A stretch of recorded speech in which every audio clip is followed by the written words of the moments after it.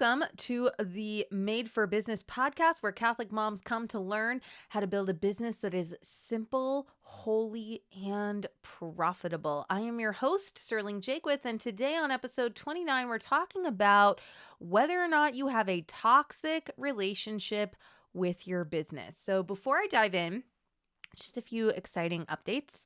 One, I may have just discovered that I have adult ADHD. A friend of mine was reading an ADHD book, and we've been friends for a long time, and she started screenshotting pages and sending it to me, and she's like, this sounds like you, and this sounds like you. And I will admit, my understanding of ADHD was, hyperactive boys who have a hard time focusing and finishing tasks. So I have 0 times considered that I had that. I'm very productive. I can get a lot of things done.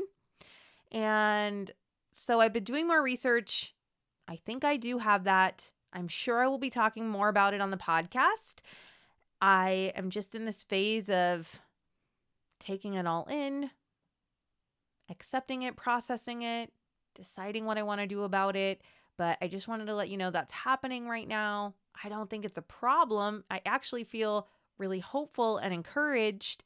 And I'm already starting to learn some tools that I think are going to make my life and my relationships so much better.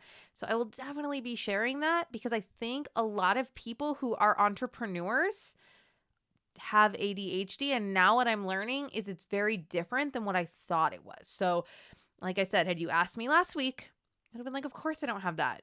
I'm very productive. I can focus on things. I'm like, sure, there are some things that I don't finish and some things that fall through the cracks.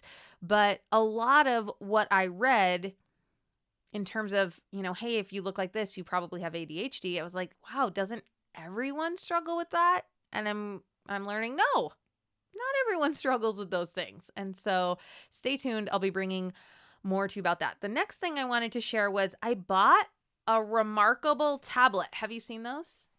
Have you seen them? They're like, you can have as many notebooks as you want in this one device. And I love it. And now I'm laughing because I see, oh, it's perfect for someone with ADHD. Because I always have 18 notebooks.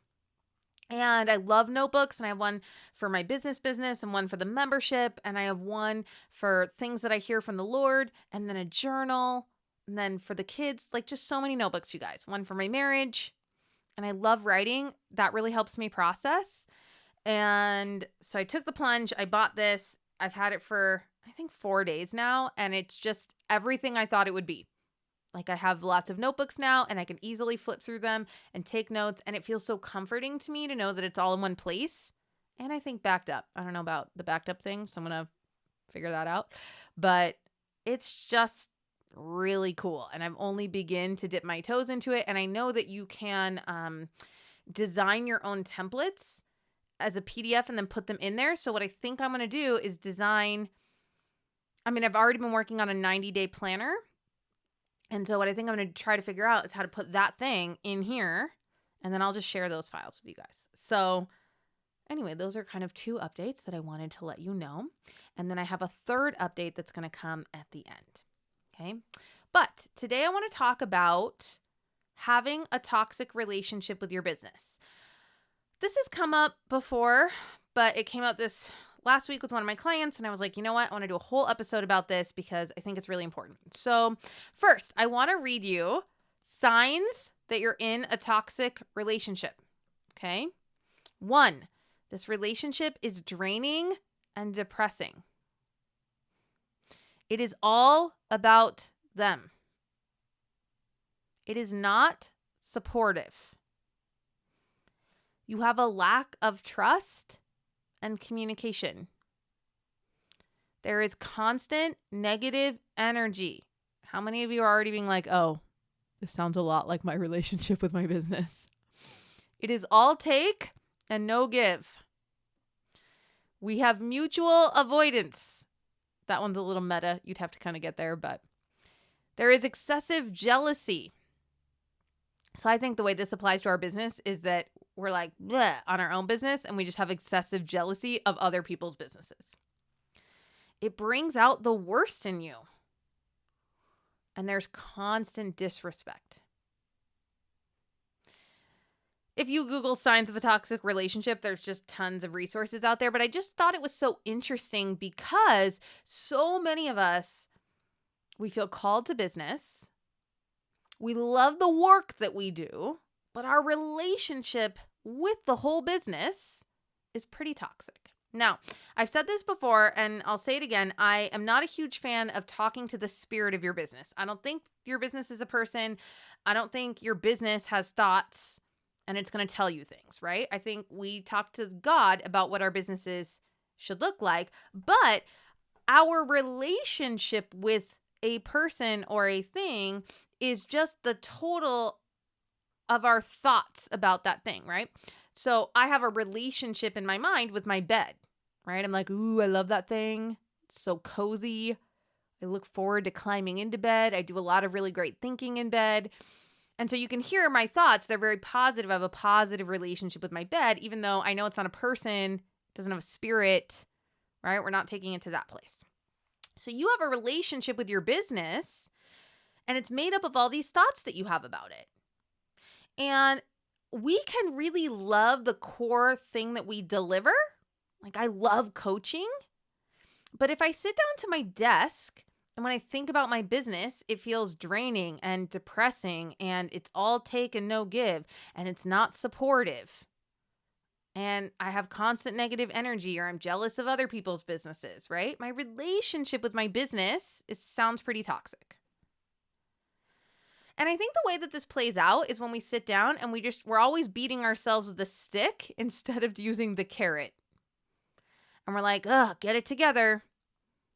You really blew it the last few days. You got to turn something out. You need to post on social media. You need to answer your emails. You got to put out something new. Create that workbook, that new product. You got to go find clients. You're terrible. Why aren't you finding clients right now? Like, if you had a boyfriend like that, it would be terrible. You wouldn't. You'd be like, I'm out of here. And yet we allow ourselves to have a toxic relationship with our business. And it makes a lot of sense because, remember, your brain is designed to look for danger. It's designed to be like, is this good for us? I got to find all the ways that it's not good for us to get us out of here. Your brain doesn't spend any time thinking about things that are good. My brain never thinks about my bed. It's never like, wonder if that's going to be a good thing or not tonight. Just literally, that was the biggest stretch of a thought that I could come up with. That's how little I think about my bed. Brains habituate, right? So when something works, it's like, cool, file that away. We're not going to think about it. But remember, in the entrepreneurship triad, your business is risky, painful, and inefficient. And your brain hates those three things. So it puts on, how is this not good for us glasses? Let's get out of here. That's why your default mode will be to have a toxic relationship with your business. It'll be a tough love relationship. It'll be an inner mean girl dialogue. Okay, and instead, we just want to be like, oh, that makes a lot of sense. But what would it look like if I were to create a healthy relationship? So here are some signs you have a healthy relationship. You trust each other. So again, your business is not a person, but can you trust your business to take care of you, to still be there when you have bad days, to still grow, even if you're not showing up as your best sometimes, right? Like, if you trust your business, if you trust the Lord in calling you to your business, right? Then you have some padding there. You don't have to be an A student every day in order for it to work. A toxic relationship will sound a lot like perfectionism and a high bar, and you're never hitting it, and this is a very, very scary, bad thing. You know you're doing this because you're not even celebrating the things that you've done this year. When my coaching clients come to me, the very first thing we do is we celebrate their wins for the week. And I can just tell their brain does not want to do it. It's always like, oh, well, even though we do it every week. And I just force them to come up with several things so that we're just getting in the habit of our brains being like, I am winning. I had some big losses this week, just some challenging things. You could just say some failures, and they felt yucky and disappointing. And I was able to float outside of them pretty quickly. So I didn't rush myself out of disappointment. I like to feel my feelings because I know that the better I am at feeling my feelings, the more successful I will be. But I didn't stay in that place for very long. You know why? Because 2 of the things that happened this week, I wrote down on a list of 25 fails that I would have on the way to creating a 7-figure business. I wrote them down more than a year ago. And 2 of them just happened, and it didn't feel great. But at the same time, I was like, it's working. Like if we were playing a board game and those were 2 steps that I had to take in order to move through the board game, I just took them this week. I was able to view that as actual evidence that it's working and I'm growing. And part of that is I just have a deep trust in myself and a deep trust in the Lord and a deep trust in my business. All of those things together. Another sign that you're in a healthy relationship is that you communicate clearly. Okay? If your thoughts about your business are fuzzy and muddled and confusing, right? Then there's a missing piece between you and the Lord or you and your business.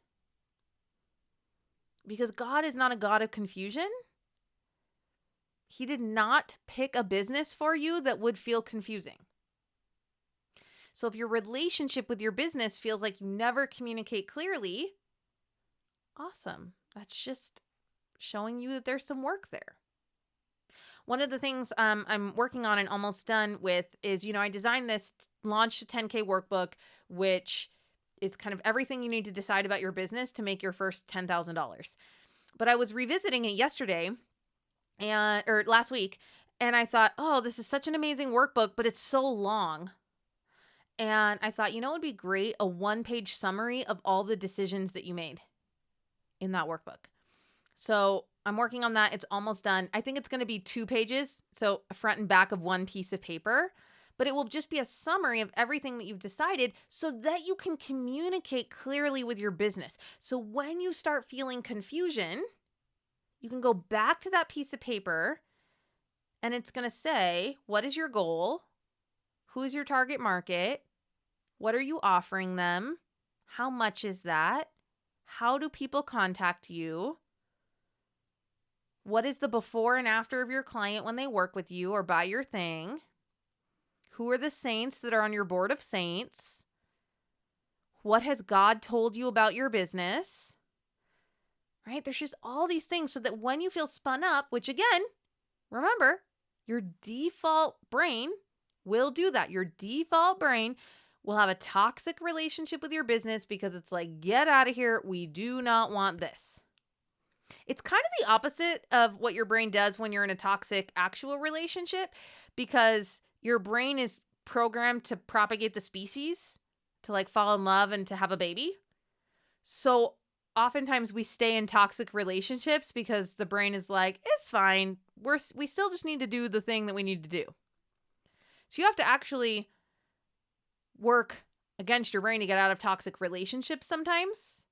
But it's the opposite in our business. Your brain default does not want you to do business. So your work is to be like, brain, this is safe. God has asked us to do this. We're here. It's okay right now. I love you. This business is good for us. I want this business. And then, right, doing these things that exhibit a healthy relationship. So you feel independent from your, it says partner, but your business. You are not your business, friend. It's not the same. Too often, if your business loses money or doesn't get a client or something bad happens, you feel like something is wrong with you. You need to be able to work in your business and recognize that you are not your business. Your worth, your value, what people think of you, none of that, right, is tied into how your business does. You appreciate each other. Now, your business can't appreciate you. It will work for you, right? If you put value into your business will work even when you're not working. So to me, that's how it appreciates me. But do you appreciate your business? Or are you always spitting in its eye? Are you like, I hate that thing. It makes me do stuff I don't want to. It's mean to me. It's not working. Right? I think for a lot of us, the area for improvement is in appreciating our business. Thank you for being here. Thank you for helping me grow. Thank you for revealing certain things to me about myself and ways that I can grow in virtue. Thank you for being the vehicle for me to go be God's hands in the world. You are able to resolve conflicts. Okay? I think the biggest gift of coaching is to get people out of conflict. So you're with the business, you feel at odds with the business, you get spun up about your goals or a new product or a new offer or marketing or sales. Like it just feels so confusing or heavy. We feel like we are in conflict with the business. And I think what a coach does is they just grab your shoulders and kind of walk you back a couple steps and go, oh, wait, do you see? None of that's happening. Here are the facts. Do you still want this business? Yes. Do you still have this vision of what God called you to? Yes. Okay. Let's work with this business. I think knowing that the business cares about how you feel, so often we sit down and we kind of make this like mean parental figure out of the business. And it's like, you have to do your homework, young lady. That's how it feels. Instead of just knowing that your business sometimes will be like, do you need the day off? What's the minimum we need to do today? And then go get back in your jammies. Do you need to take a week off or the summer off? I really like to work very little during Advent and just trusting that your business is going to be there for you and that you get to decide. Having a healthy relationship is I support my business and I feel confident that my business supports me. You get to create a business like that. But it takes effort because you have to go against the default programming of your brain. So just notice, does your business yell at you? Does it only care about your productivity and the money that you make? Is it like, show me those dollars, otherwise I don't like you. I'm going to make you feel terrible unless you're producing for me. Just imagine if we had a friendship like that. Does it force you to do things that you don't want to do? Whenever I hear my clients talk about like, oh, well, I have to do this, a lot of times I'll pause them and say, whoa, we don't have to do anything. That's a strong word and it feels yucky. You get to choose to do things that make you feel uncomfortable or that aren't your favorite in your business because you're clear about what you do want. So I was just sharing that I love podcasting. This is so fun for me. I enjoy it. This is pretty effortless for me. It's in my magic zone. We talked about that last week. And then when I'm done though, I don't love writing up the description and the show notes and putting it on the internet and all of that like post-production stuff. And I don't love doing that stuff, but I don't think, oh, I have to do that. I mean, I probably used to. But now I'm like, I choose to do that because I want this podcast to be published and out into the world. And so I don't have to like it. I don't have to feel, glitters and sparkles about it. But I don't tell myself I have to do it like there's some weird force that's making me. And listen, I don't do this all the time. Sometimes I have a toxic relationship with my business. Sometimes my business is bossy and mean. But I know how I want my business to feel, so I know how to shift out of that and have a healthy relationship with my business again. Oh, right. I forgot. I can have a business that is easy and fun. I can choose to work in my magic zone, and I don't have to work in other areas if I don't want to. I don't have to do anything. Like, I'm sure there are people who run a business without sending consistent emails to their list. That's such a great example where the majority of us would say, hey, it's a good thing to send consistent emails to your list. But there's always someone who's making money that isn't doing that. And that doesn't mean it's a bad idea. It just means you don't have to. And so I want you to get to the place where you're like, you know what? I think trying to send consistent emails to my list is going to help. I'm going to try that. Just like in a relationship, you might be like, do we like kayaking? We're going to try that out. We don't have to. And if I don't like it, I'm not going to do it. My partner isn't going to make me. Right? The more that we can do business from safety, you're going to hear me use that word a lot, the better it will be. And I think another word for safety is peace. Like when the Bible talks about how we can have peace in any storm, I think that's what it means, right? Is this kind of modern psychology idea of creating safety within ourselves. And I just think about Peter stepping on the water, which feels like it could have been a very dangerous situation. But when he was looking at Christ, he felt peace, he felt safety and trust. We can do business from that place. Okay, so I just want you to take out a piece of paper. You know I'm a big fan, the piece of paper homework.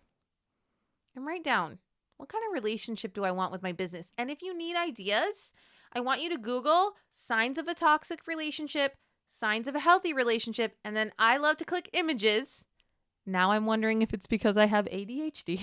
But I love to click images because someone's always created like a really lovely infographic that breaks it down.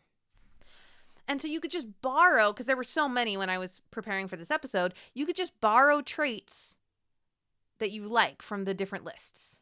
You know what? I would really like a business that I trust. I would really like a business that I feel like supports me. I would like a business that is nice to me. I want to be able to know how to resolve conflict with my business. And when you lack clarity on any of those things, take it to the Lord. God is not a God of fear and confusion. When we are spinning out, it means we are believing something that isn't true. So we need to just pray for wisdom so God clears it up. This is also why I think you need a business coach. Because when we get in business and we're in our, offices, especially when we work from home and there's lots of kids around, and especially when we're feeling financial pressure, right? Whether that's real or not, you can feel financial pressure as a millionaire and you can feel financial pressure with $60,000 of credit card debt, right? But when we feel that pressure, that's when we start having an even more toxic relationship with our business, which is just a whole bunch of toxic thoughts, but it feels like spinning. And when you're a person who's spinning around and then you stop and you start to walk in a particular direction, what happens? You go in the wrong direction and sometimes you fall down. And so I think what coaching is once a week you meet with your coach and she grabs your shoulders and stares at you and says, whoa, slow down, Tiger. Whoa, look at me. Look at me. I love you. I believe in you. This is where we're going. Do you remember this plan we made? And why you want it and what God said about it? Let's walk that way. And that's why business coaching helps you make progress faster, because by yourself, you're just spinning out. And then all these days that you're walking in a not helpful direction, then you got to get back on course and walk the right way, right? A business coach just kind of helps clear that up for you. All right, so I still have room for a few one-on-one clients. If you feel like that sounds helpful to you, just book a call with me. Calls with me are lovely. I thought about getting testimonials of people who just did discovery calls with me, and we're just going to say that was so amazing, even if they chose not to move forward with business coaching. And I still might do that because I know so many of them would be like, that was the most powerful hour. And I know so many of them will be my clients. Like that wasn't the right time for them in the moment that we did that, but that they will be. So I want you, if you feel any inkling at all, any tug, book a call with me. I'm not going to pressure you, right? I'm going to tell you, go pray about it. Go talk to your husband, go talk to the Lord, then decide if this is what you want, if this is the right time. But I will, in that 1 hour, grab your shoulders and slow you down enough to say, do you even know what you want? And what are you spinning out on that's causing you to go in a direction that isn't what you want? Right? It's so powerful. Okay, my announcement. Okay, you guys, I'm just loving this Remarkable. I just wrote all my notes down and it's just the coolest thing. Okay, I am going to be hosting a live 3-day workshop called Focused: How to Work When Your Kids Are Home. Now, this is going to come out at the end of May, which I think is really perfect for those of you who have kids in school and they're about to be home. Maybe you're freaking out about how to grow your business when your kids are home. That's how I live all the time, and I have some really great tools for making that work. I'm going to teach you my time management tools. I'm going to teach you some of my really great hacks, like wearing my working hat and training the kids to be alone. And we're going to talk about your kids, and you're going to tell me why it's hard for you to get work done. And I'm going to help sort it out for you. Okay? So I'm going to talk about time management. I'm going to talk about having fear responses at your kids. Okay? Because when your kids interrupt you, you are likely having a thought that's creating a fear response. Like, I shouldn't be working. I can never get anything done. This is terrible. The kids shouldn't be doing that, right? You're going to have these thoughts that are going to create a fear response. And a lot of you are either going to shut down and withdraw from your kids, or you're going to yell at them. Those are 2 common fear responses. And you're going to have those at your kids. Then you're going to feel guilty. Then you're going to have a fear response because of your guilt. Okay? I'm going to clean all of that up. Oh, it's right here. I have this awesome book, The Call of the Wild. And it just talks... I just learned a lot about fear responses and how we can notice them and show up intentionally. And a lot of it was stuff that I've been working from home while raising little kids for 7 years. So I have a lot of practical tips, but this kind of tied in some of that mindset psychology pieces too, because you can do the practical things, but from the wrong frame of mind, which is still fine. But I'd love to give you both those things, which is being calm, feeling confident that you're being called to this work, knowing that the kids are going to be okay and they're not going to be broken by you working from home, right? I love the thought, I'm teaching my kids how to discern the will of God and answer his call. That's what I'm doing when I work. And I want to show them how to do that so that they do that in their adulthood as well. Okay, so May 26th, 27th, and 28th. So that's a Thursday, Friday, Saturday. It's going to be at 9 a.m. Pacific, noon Eastern. They will be recorded. And as soon as it takes my very slow country internet time to upload the class, I will send it out. So sometimes, you guys, that happens fast, like in 2 hours. And sometimes it takes 18 hours. So as soon as I get it, though, I will email it out. So don't worry about whether or not that time works for you. But if you can block it out on your calendar and come live, I will answer your specific questions. Although, you know that most of you are going to have the same questions. So even if you can't come, someone will probably ask a question that's relevant for you. But I would really encourage you to come because it's just free coaching. And the more I get coached, the more I think coaching is just the most valuable thing. It's so valuable. And so it's worth it to kind of clear your schedule and make that time, even if you're running around taking care of your little kids while listening to me, in your headphones. Okay, so May 26th, 27th, 28th, the Focused Workshop, how to get work done when your kids are home. And if you want to make sure I cover something, shoot me an email, sterling@madeforgreatness.co, and just say, oh my goodness, I'm so glad you're doing this. Here's what I'm struggling with. Help me out. And if you want to register for this, go to madeforgreatness.co. It will probably be a banner at the top, but it will also, if you click on business, I'll have the sign up sheet there. It's free and it's going to be fantastic. And it's going to help you to grow your business over the summer with peace and love and surrender. And most of all, I'm going to teach you how to really be focused on your work when you're working and focused on your kids when you're with your kids. All right, you guys. Thanks for listening. I'm praying for you. Get to work and have a blessed day.